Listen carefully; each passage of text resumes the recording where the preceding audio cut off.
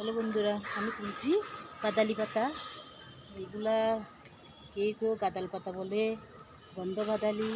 পাতাগুলো গন্ধ, কিন্তু বড়া করে খাই বা রান্না করে দারুণ দারুণ, অনেক টেস্টি। এই যে আমি পাতাগুলো তুলে নিচ্ছি। আমার ছাদ বাগানে হয়েছে। আমার ছাদ বাগানে কিন্তু অনেক কিছু গাছ আছে। এই যে পেরে নিচ্ছি,